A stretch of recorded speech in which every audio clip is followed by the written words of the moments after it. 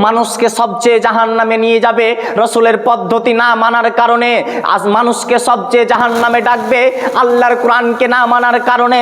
কিন্তু আপনাকে বলে যাচ্ছি, আপনার বাড়িতে 10 থেকে 15, 15 থেকে 17, 17 থেকে 20 বছর পর্যন্ত আপনার বাড়িতে কন্যা আছে যাদের আজ পর্যন্ত বিয়ে হয়নি, কিংবা আপনারা পড়াশোনার ক্ষেত্রে বিয়ে দেননি। তাদের জন্য বলে যাচ্ছি, নতুন ড্রেস পরে, নগ্ন জামা পরে ঈদের ময়দানে আসবে, ফটো তুলবে, ফটো তোলার পরে ফেসবুকে আপলোড করবে। ওটা আপনার মেয়ে, এটা আমি মানতে পারি না, আমার রসুল মানতে পারে না। হাদিসের ভাষায় যেটা এসেছে সেটা আপনার মেয়ে যদি হয়, তাহলে আপনার মেয়েকে পর্দাপশিদা হয়ে পৃথিবীতে জীবনযাপন করাতে হবে আপনাকে।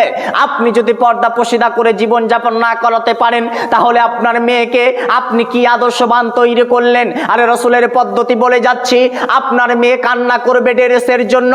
সামনে ঈদুল আজহা, এই ঈদুল আজহাতে আপনার মেয়ে কান্না করবে, বাবা আমি একটা ড্রেস নিব। তখন আপনার মেয়েকে আপনি টাকা দিলেন, আপনার মেয়েকে পয়সা দিলেন, এরপরে আপনি ড্রেস কেনার জন্য বাজারে নিয়ে যাবেন, ঘাটে নিয়ে যাবেন। এটা রসুলের সুন্নতি অনুযায়ী নয়।